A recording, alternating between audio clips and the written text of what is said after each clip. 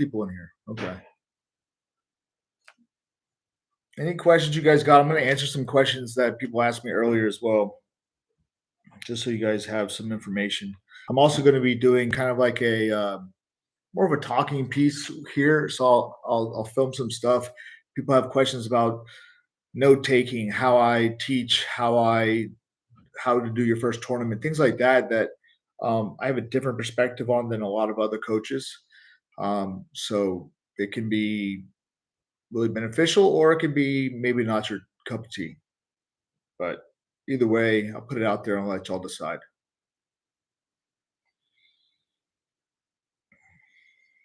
I'm gonna put out a post real quick that I'm live.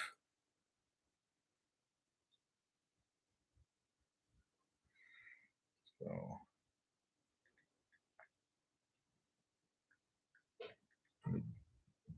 any questions, guys?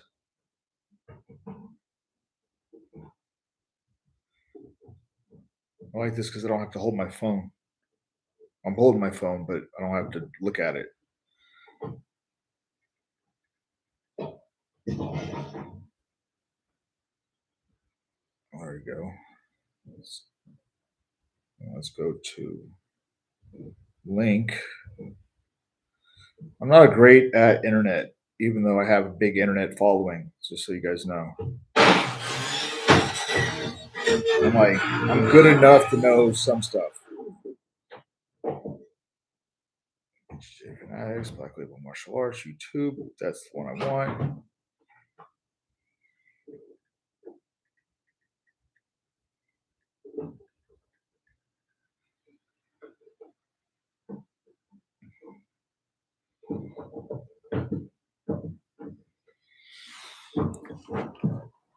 Oh man, staying healthy. What belt are you?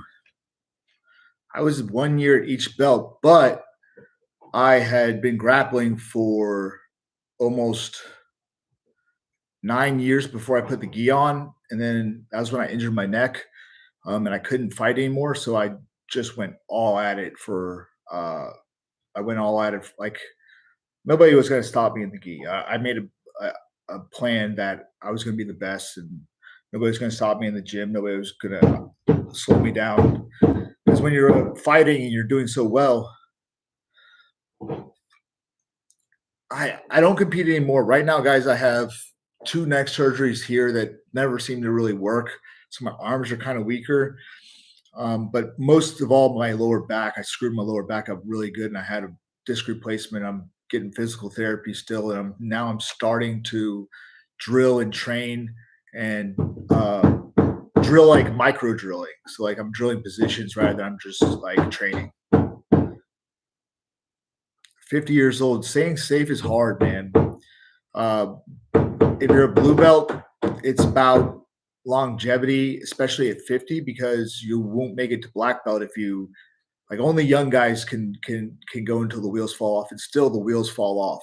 Like I'm living proof at 40 years old that I went hard as I possibly could for 9 years, 6 hours a day, 7 hours a day, just killing myself. And things fall apart at some point if you don't look at them. So that's for the younger guys. For the older guys, man, you got to really listen to your body, be in there drilling, make sure you're training, that you're doing specialized things that you want to do to get better. So you're getting better so you can defend yourself better. Because really that's what you're doing every time you roll, you're defending yourself. So if you're not capable of controlling them in a guard, then you're likely to get hurt. So you got to be drilling things that are going to put you in a advantageous but safe position.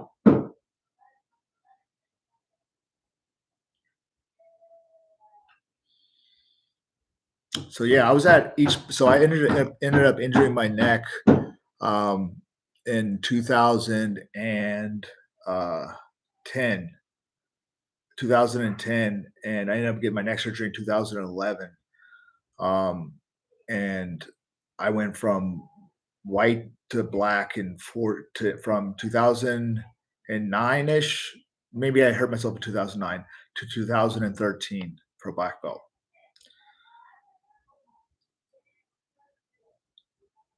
Oh man, don't eat anything before training. Try your best to limit that to like maybe like a Gatorade and maybe a banana. You know, like you shouldn't be getting too nauseous from training. You're probably over exhilarating yourself with adrenaline. So of course that comes with nausea.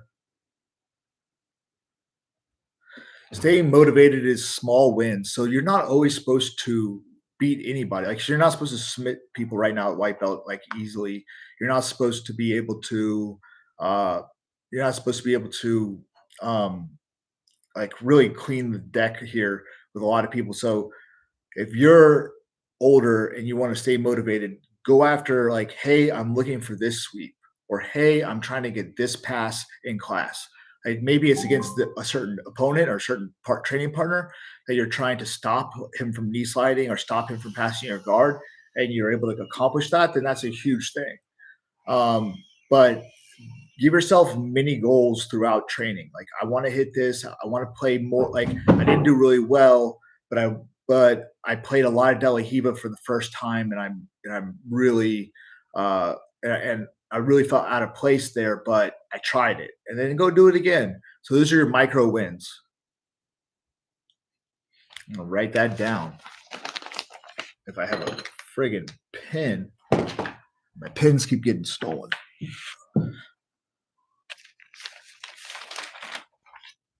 Uh, Micro wins. See, I'm even writing it down because you guys are helping me. 59 here. No idea if it's BJ related. I was in great shape. Well, 59 is in great shape for 59 is 59 still. I hope they did an EKG, and I hope it's something that was small. Could be anything. Could be something small. Could be something nothing at all. It could be something that you took, um, or it could be that you need to regulate your training. 42. Yeah, 42 sometimes is an older guy. You won't be the oldest guy forever, so don't worry. Or if you are the oldest guy forever, then everybody else will be 42 at some point too. So the problem with older guys picking it up fast, I don't know if you were a younger guy, you'd pick it up fast. The way to do this is very simple. The way to become good at something is very simple. It is focused training, focused drilling, focused training, and then going home and writing notes, taking notes. So, like right now, if you see here, I'm transferring one notebook to another notebook. But this is classes that I've taught. Let me see here. Look, like, this is all just stuff I've done in the last 3 months, and it's like chock full. It's so, I mean, it's insane how much stuff I have.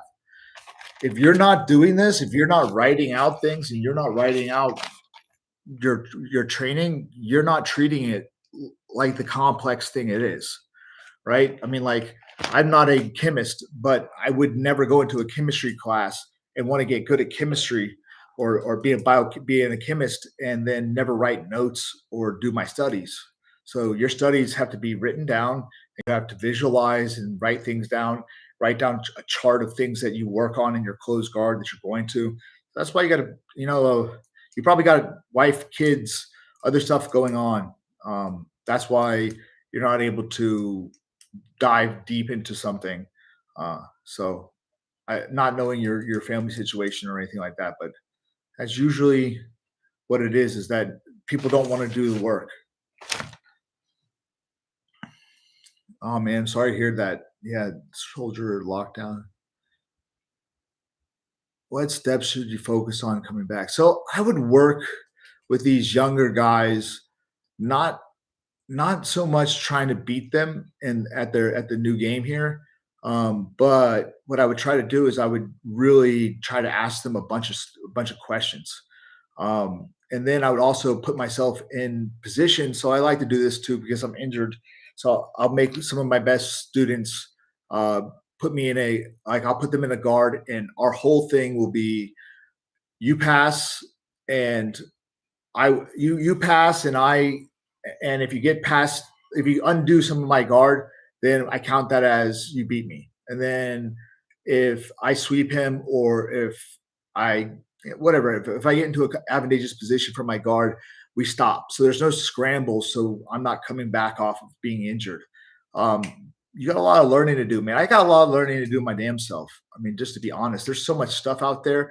I am a MMA coach, a kids jiu-jitsu coach, a gi adult coach.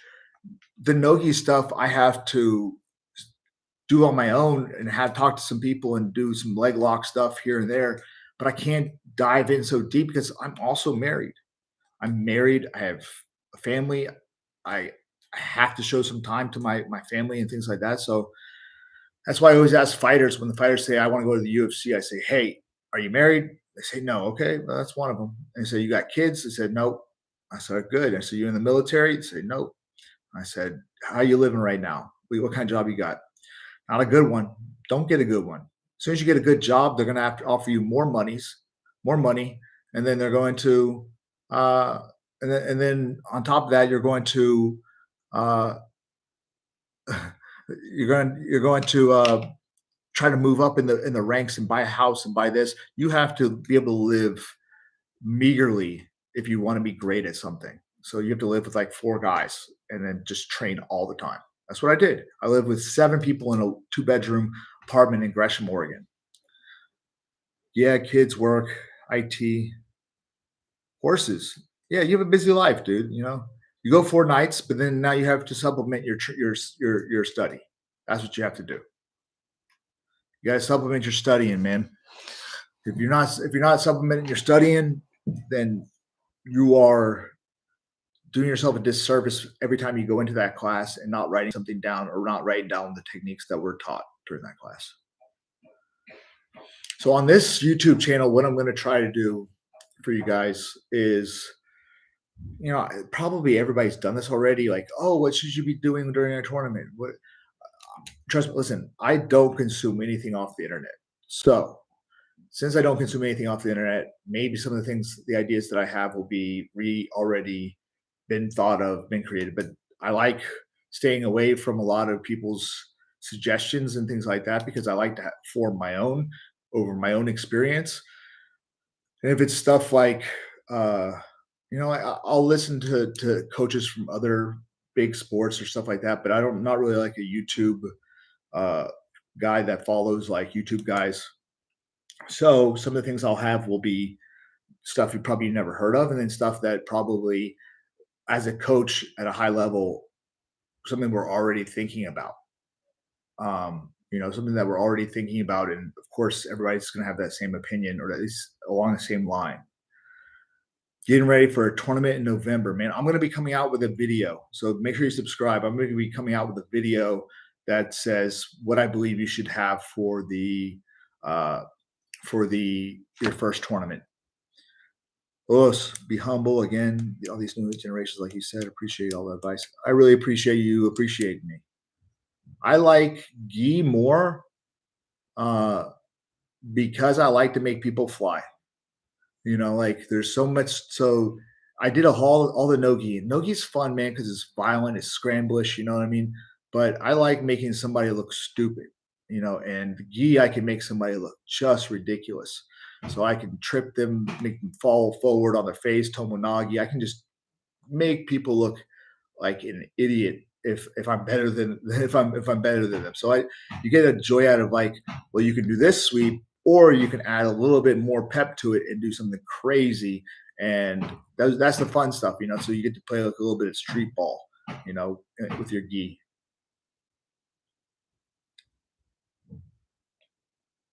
Better by studying, as you said. Jiu Jitsu University is good.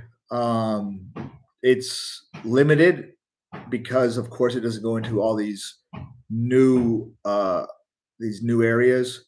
I really wish that they still were selling books now because I would love to do something, but um, you're gonna have to watch videos, and that's unfortunate because my brain moves faster than videos. So I'm like, I don't want this. I don't want this. I want the next thing. So like, I want to look at the pictures, and I love, man. Who cares what they think? People are stupid when they take one stance on something. Like I don't like defending my feet the whole time in nogi. I like upper body submissions. I can play feet, but I don't want to, but I'll have to if I play no-gi. So I'd be stupid of me to be like, well, let's do no-gi without the leg locks. No, well, then that takes away a huge amount of what my opponent's been training for, my partner's been training for.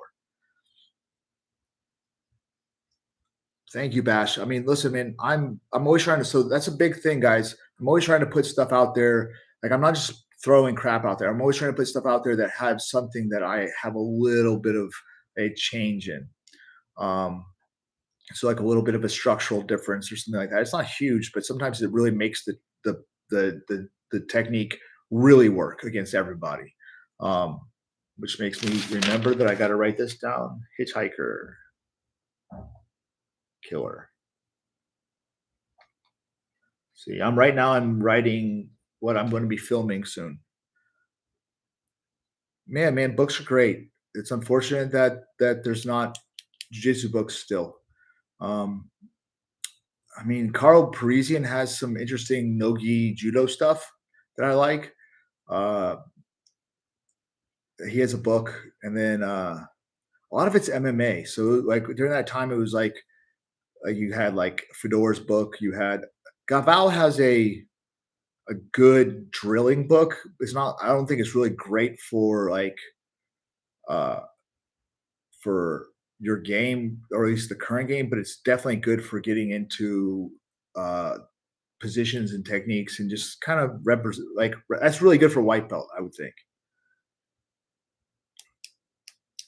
What is the best martial arts defense in all situations? Uh Knowing how to do a jab cross, that's it, jab cross, right? And a takedown and jiu-jitsu. Just basic jiu-jitsu, half guard, control somebody, you know, it's if the person doesn't know jiu-jitsu, you're going to beat the shit out of that guy, unless you are really inebriated. Um, thank you so much.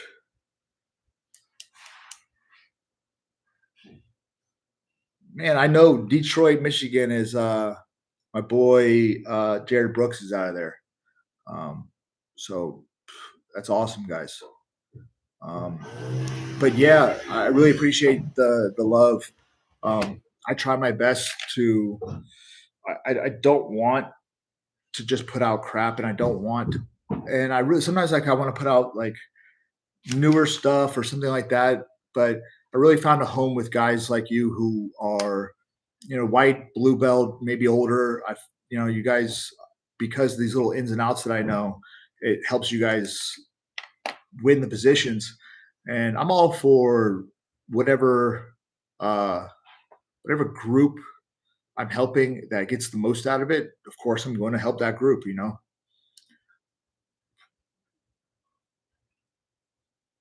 I'm going to answer some of these questions real quick. Okay. So you can just type any questions here, but I'm going to go over these questions right now. Okay. Let's go to my thing. All right. This is what I got to do. I got to go my dashboard. I got to go to, I do train pro athletes. Gilbert. So I go with Gilbert Urbina. He's one of my guys. Uh, I can't claim Jared Brooks, but I worked with him. I worked with him when he was younger, and I worked with him a little bit on the off. We just talk about some stuff and work on some small things. But he's got a good group in Detroit. I coached Kimbo. I coached a couple good UFC fighters. Content you followed, you shared. Okay, all stories. I'm trying to find the questions. Ways to recover after the workout. Man, that's a hard one. Only because uh, I'm not a recovery type person. You know, um, that's where I fail a lot as a coach, or as even as a person that competes or does anything like that. I fail in the um, I fail to recover. the way I should. But I would say follow whatever the top guys are doing, which is like ice baths. Um, any kind. I do take bioprotein. That actually helps me a ton. I know that there's people like, oh, it doesn't work, and I'm like, I wouldn't friggin' take it if it didn't work. My gym is in Charleston, South Carolina. So, yes, Charleston, South Carolina. That's where me home is, and that's where I teach and mainly that's mainly where I am the whole time. Trying to find guys. I wish I could find all these questions. All the questions gone. This is what I'm bad at. So I got 40 questions, and now I can't see any of them. It's not what I'm trying to do.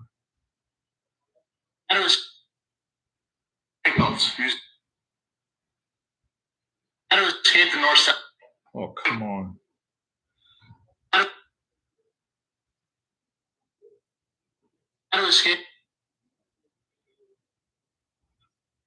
Well, that sucks. Okay, so I guess I don't have any questions on here because I have no friggin' idea how to pull up on Instagram an old post. My activity, my posts.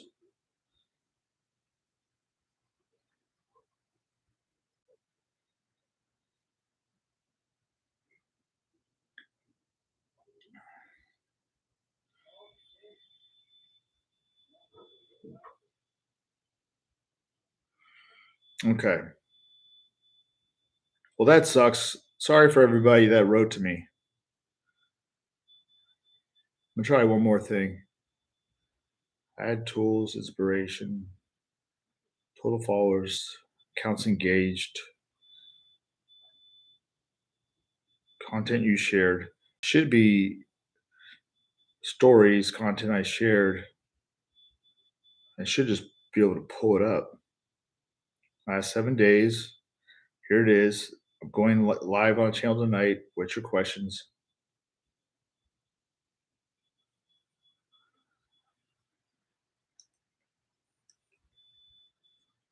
Beautiful. So that won't let me ask any questions. What do you mean by BJJ systems? Hey, what's up, Grover? Man, Grover right here. You see him in the thing. He's one of my purple. Well, actually, he's my brown belt now. Yeah, I forgot. He's gonna be finally back in the gym up in Virginia Beach. That's awesome. But when are you coming home, Bo? That's the big question. I'm blue belt, currently working overseas, and there's no BJJ where I'm at. Only judo. I've got mats and have one training partner who's a new white belt. What can I do to benefit but help the new guy? I mean, the best thing you can do is share with him everything you know. Um, I would also tell him like, "Hey, I'm a blue belt, so some of the things I'm showing you, I might be wrong. So you might have to double back and look it up." But maybe do something like a book club, like where like you choose one YouTube technique and he chooses one YouTube technique, and you kind of work on both those together. Something for him he needs, something for you need. And I think doing a little bit of judo if you're healthy isn't terrible idea. Terrible. I'm gonna say terrible. Yeah, Trey and Madison need your help. Come anytime you want.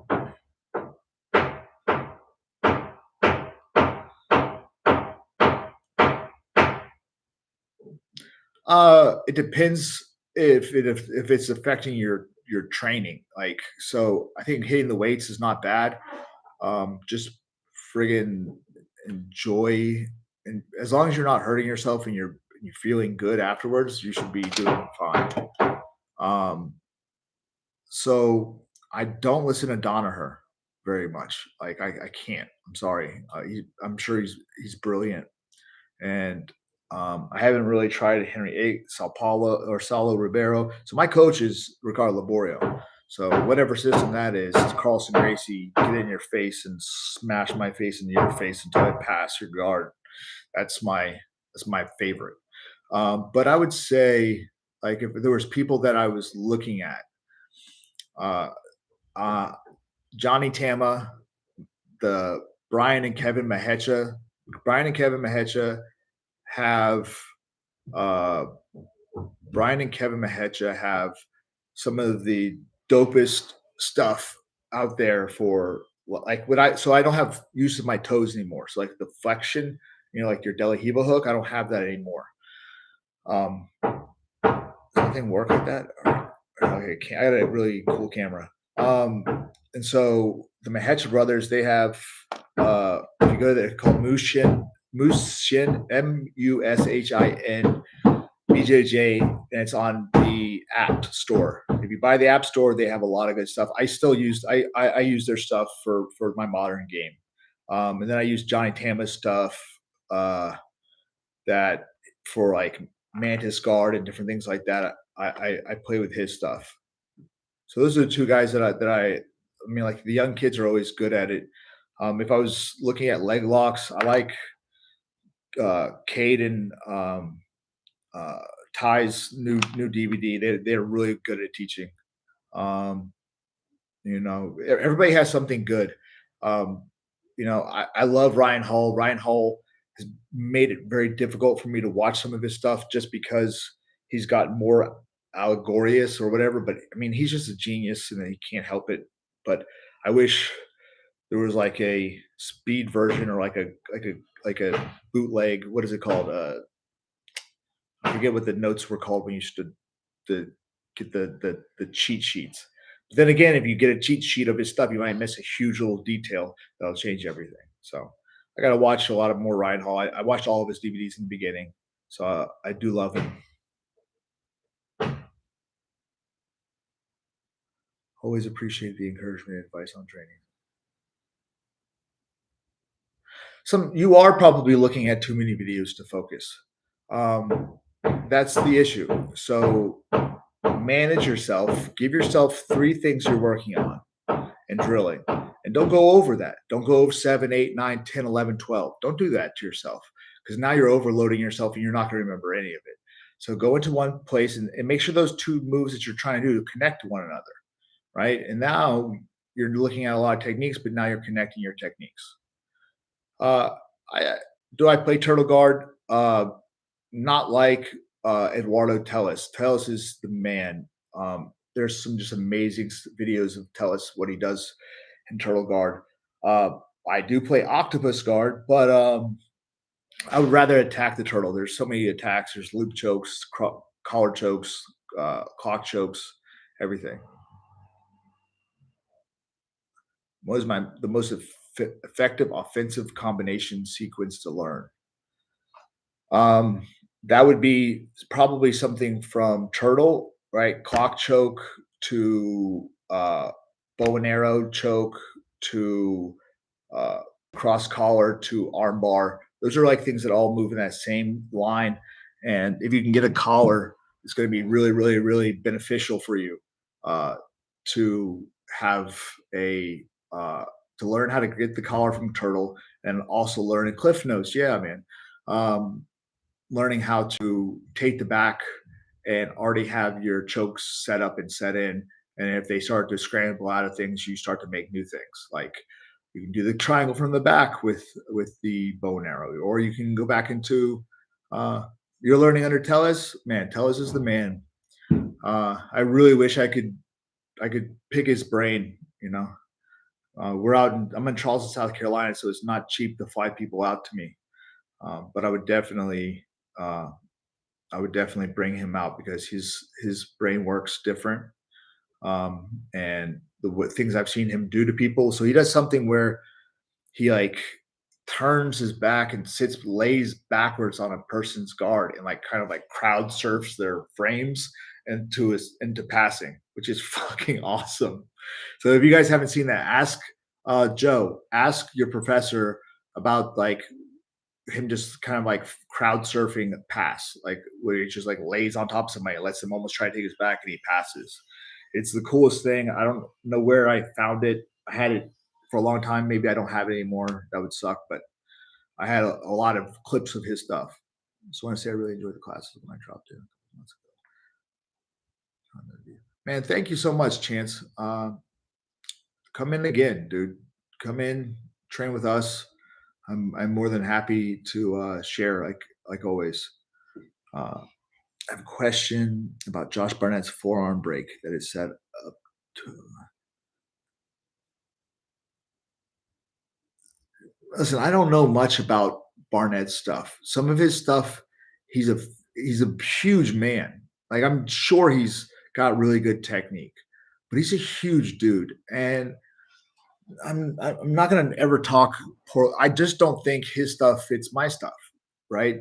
I'm not a big dude, and the way that he grabs things sometimes is more of a catch than it is a submission. So a submission lock means something's locked in, right? There's a reason why, like so the arm bar guy can't move this way, the arm's going this way. When guys like Paulson and Barnett grab stuff, it's fucking funky, but they're fucking big, dude. They're just yanking on shit that moves, but doesn't move as well for me. Like he moves the whole shoulder. Yeah, so he's doing biomechanics and he's moving shoulders, but it's not. He's moving a shoulder in a much different way than I'm able to move a shoulder. So I would I would say Barnett's probably one of the most legit submission guys you can get, but at the same time, you have to delve into what is possible for me. Can I get this on somebody my size or bigger? That's cool, man. Frankenstein your curriculum. Uh, do what works best for you and your jiu-jitsu. And if it was bad for your jiu-jitsu, that's okay because we have to explore and we have to try things and we have to do things. The only time I'm really upset is when people join a gym that's cheaper, right? And let's say it's like $20 cheaper a month or $30 cheaper a month. They're like, oh, that's so much more money. Yeah, you're saving 360 bucks, but you're getting shitty coaching. You're getting just garbage coaching. The belts you're going to get are the guy doesn't know what he's doing. So that's the biggest thing I hate is when people go to a different place because it's going to save them $360 when really let's make it easy money. So like they're going to save $30 and I'm $60. So I would have been twice as much as them. So they were $30 and I was $60 and they're saving 360. They threw away 360 bucks in my opinion. So that's one thing I find really annoying. But I can't tell anybody that stuff. You can't tell people that what they're doing is wrong until they figure it out years later, or would they quit before they can figure it out? One or the other. Anything else, guys? I have someone stacked in my guard.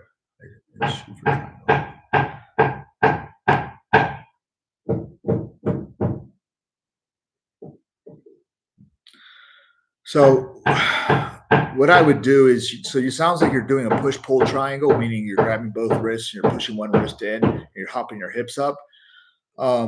Yeah, that's dangerous. So listen, guys, I have madlabbjj.com. If you guys didn't know this, has all my instructionals and has over 800 videos. Over 800 videos in that. 1 second, guys. Hey, I'm in the middle of a live. I'm going to end it soon. Okay. All right. Bye. So madlabbjj.com. What you should do is look at so on my site, madlabbjj.com, I have something called the Jeremy Horn triangle. It's an overhook triangle, much easier to finish, much easier to keep their base down, much easier to hit. Thank you so much for loving my content.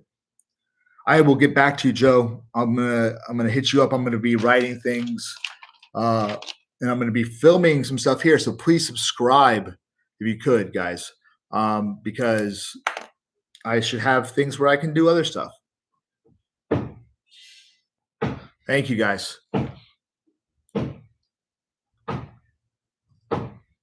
I'm gonna answer that, Bash. You hit me up on Instagram. I'll answer all that stuff, and I'll try to come up with a a questionnaire of stuff where I actually answered the questions of the people that were here or asked wanted their things answered. But I don't know, maybe this year. I hope so. If not, come visit me or let's if you see me, let's let's say what's up and let's talk about some stuff. And I really appreciate all the love. You guys are awesome. Thank you so much. And we will hopefully talk soon. Like always, you guys can DM me. Doesn't mean I'm going to get back to you right away, but I'm trying my best to get. Yeah, maybe I can. I'm trying my best to. Um, I'm trying my best to create a channel like this YouTube channel and have different stuff on it, longer form, just me talking to you guys, giving you some advice on my side and maybe showing you some techniques and showing you some stuff from my madlabbjj.com and see so you can see the kind of level of jiu-jitsu that's inside that little box that I sell to you guys. All right, man. Thank you so much. Thank you for your love. Thank you for your support. You guys take care.